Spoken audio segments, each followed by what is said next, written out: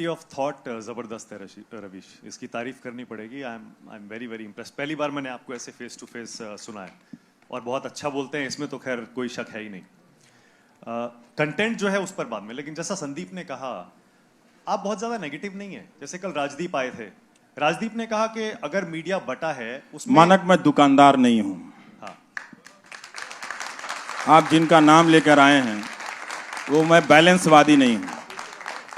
इस वक्त भारत का मीडिया भारत के अर्जित लोकतंत्र की हत्या कर रहा है, ये बात तथ्य है। ये सकारात्मक नकारात्मक की बात नहीं है। मैं राजदीप को सिर्फ इसलिए कोट कर रहा हूं। वो आप राजदीप को कोट कर दें, मेरे एडिटर रहे हैं, आप किसी को भी कोट कर दें, लेकिन जो मैं अपनी बात कहता हूं वो मैं बात कहता हूं, और ये पॉजिटिव बात है। हाँ, मैं सवाल, मर्डर को आप मर्डर नहीं कहेंगे तो क्या कहेंगे? नहीं वो ठीक है, मैं सवाल पे आ रहा हूँ। सवाल मेरा ये था, जैसे राजदीप को और बहुत सारे लोगों को भी ऐसा लगता है कि मीडिया के बंटने के लिए दोनों पक्ष जिम्मेदार हैं। कोई बिल्कुल गलत बात है, इसमें कोई संतुलन नहीं है। 90% मीडिया अगर एक तरफ हो जाए तो ये दुकान नहीं चलानी चाहिए कि दोनों तरफ के लोग बट गए हैं। फिर जो मैंने कार्यक्रम किया है, फिर उसमें से आप कमियां निकाल के बताइए, फिर उस पर बात कीजिए। ये चला दीजिए कार्यक्रम और फिर उस पर बात कीजिए कि ये आपने चलाया। अच्छा, ये मत कीजिए कि आपने वो नहीं किया। तो मैं भारत का तो अखबार नहीं हूं भाई कि 300 खबरें लेकर रोज छप जाया करूंगा। मैं तो कोई एक ही करूंगा ना। तो जो एक किया, क्या उसमें संतुलन था नहीं था, उस पर बात कीजिए, फिर ठीक है। ठीक है, ओके। तो आपकी बातों से ऐसा लगता है कि आप कहते हैं कि सिर्फ मुझे देखिए, एक मैं ही हूं ठीक कर रहा हूं। ये शब्द आपने कहीं भी कभी भी इस शब्द का इस्तेमाल मैंने नहीं कहा है, ना मैंने अपने बारे में। आपने कहा ना टीवी देखना बंद कर दो, मैंने कभी नहीं कहा बंद कर दो, लेकिन मुझे देखो। अच्छा, मैंने कभी नहीं कहा। भारत की जनता को, ये आप लिख लें, क्योंकि हम सब की नौकरियां हैं ना, हम उसी को डिफेंड कर रहे हैं ना, वो हम करते रहे हैं, ठीक है।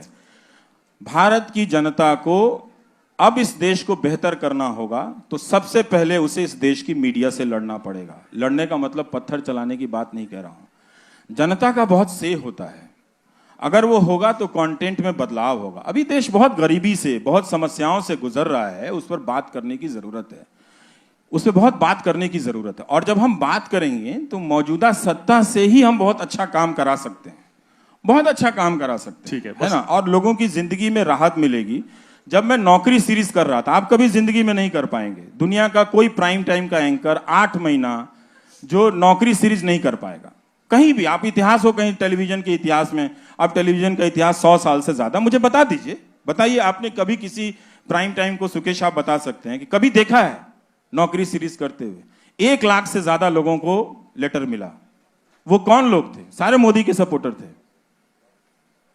और वो जब आए तो उन्होंने कहा कि ये मीडिया बिक गया है, हम आपके पास आए हैं। उन्होंने मुझसे झूठ नहीं बोला, उन्होंने कहा हम मोदी जी के सपोर्टर हैं, लेकिन हम चाहते हैं आप मेरी आवाज उठाएं। मैंने कहा आपकी कहानी सही होनी चाहिए, बस किसके सपोर्टर है, मेरा उसमें बिजनेस नहीं है। ओके, बस एक चीज और है, जैसे आपने कहा कि आपको 1 मिलियन लोग देखते हैं, वाकई आपकी बहुत फैन फॉलोइंग है, बहुत लोग देखते हैं आपको, लेकिन बाकी लोगों को आप डिसमिस क्यों कर रहे हैं? उनको भी उसी यूट्यूब पर मिलियंस ऑफ मिलियंस आप तुलना कर लीजिए। नहीं, तुलना नहीं, वैसे बता जरूर उनको। मैंने ये भी कहा कि सारी दुनिया मुझे नहीं देखेगी। नहीं, आपने कहा ना टीआरपी आती है तो वो गलत है, हाँ, उसको नहीं मानते, पर यूट्यूब पे उसी प्लेटफॉर्म मैंने उसको एक उदाहरण दिया है कि ऐसा नहीं है कि लोग मुझे नहीं देखते हैं, ठीक है, ऐसा नहीं है कि लोग मुझे नहीं देखते, मुझे भी देखते हैं। और मैंने संदीप से यह भी कहा कि और ये कभी भी मुमकिन नहीं होगा कि सारे लोग मुझे देखें, हो ही नहीं सकता, और ऐसा होना भी नहीं चाहिए।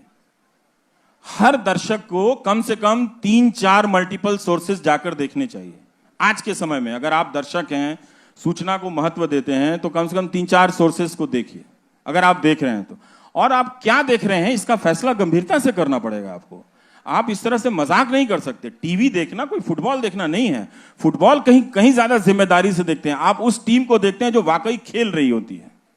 अंत में आप देखते देखते वहां ट्रांसफॉर्म कर जाते हैं ना, कि आपका लेना देना तो है नहीं ब्राजील की टीम से, लेकिन आप क्यों उसमें ट्रांसफॉर्म कर जाते हैं? हमारे यहाँ मनोरंजन भारती 4 क्लबों का नाम लेते रहते हैं कि ये बहुत अच्छा खेला, वो खेला, तो उनके गांव के तो खिलाड़ी हैं नहीं वो लोग। तो इसका मतलब है कि वो खेल में चले गए हैं, अब उस खेल का वो मजा लेने लगे हैं उसको लेके। तो हमें वो चीज देखना चाहिए जी। एक और सवाल लेते हैं सर। आप मेरा सवाल आपसे ये है कि आपने अभी क्या कहा कि आईटी सेल वालों को बुलाते हैं, बिजनेस करते हैं, तो सर जैसे आईटी सेल वाले अगर गलत अफवाह फैला रहे हैं तो कहीं ना कहीं कन्हैया कुमार भी, जो जिस पर देशद्रोह का आरोप लगा है, उसको बुलाकर भी टीवी वाले गलत करते हैं। दूसरा सवाल यह है कि आप जब आते हैं गोदी मीडिया की बात करते हैं, तो जैसे मानक सर ने कहा कि दोनों तरफ मीडिया बटा हुआ है, तो सर जिस तरह एक तरफ गोदी मीडिया दोनों तरफ नहीं बटा हुआ, मीडिया अब एक ही तरफ है। हाँ।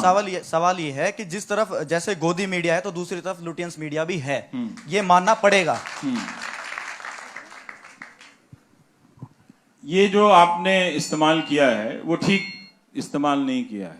जो गोदी मीडिया है वही लुटियंस मीडिया है, समझे? ये वही बात। एक मिनट। और ये जो लटियन जर्नलिज्म का इस्तेमाल कर रहे हैं ना आप, ये आप जरा सा सर्च कीजिएगा, ये भी मेरा ही इस्तेमाल किया हुआ शब्द है, ठीक है? और मेरे दोस्तों से पूछ लीजिए कि पार्लियामेंट में खड़ा होकर मैं बोलता था कि ये लाल पत्थर पत्रकारिता है, यहां से निकल के वहां से लेके बाइट ले लो, इजी जर्नलिज्म है, लेजी जर्नलिज्म है। तो इसलिए आपने कन्हैया कुमार का उदाहरण दिया, 2 साल हो गए हैं, उस वीडियो का भी कुछ पता नहीं है, ठीक है?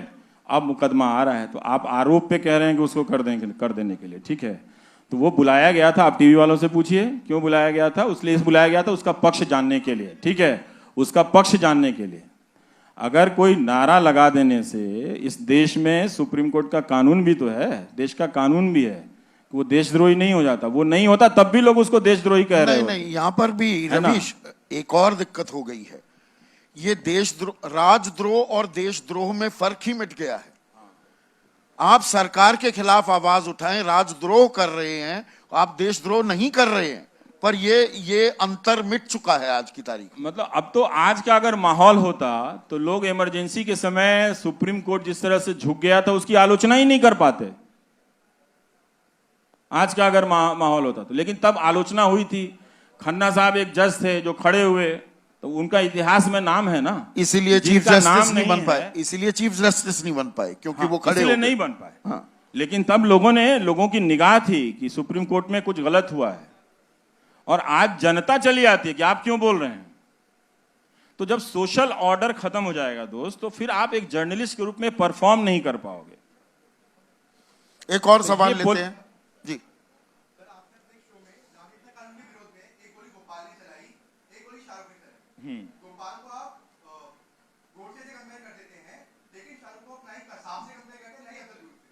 आप कर लीजिए, हमने तो आपको रोका नहीं है। ऐसा है, उसका कॉन्टेक्स्ट है, मैं बताता हूं उसका कॉन्टेक्स्ट है। वो गोली 30 जनवरी को चला रहा था। 30 जनवरी का दिन जानते हैं आप कौन सा दिन है? ठीक है, तो उसका एक कॉन्टेक्स्ट है। अगर आप इस बाइनरी में खेल खेलना चाहते हैं तब तो आप उस प्रोपेगेंडा के शिकार हो चुके हैं ना। उस दिन, जिस दिन गांधी जी की हत्या हुई थी, और आप देख लीजिए कि वो किस तरह की बातें कर रहा है।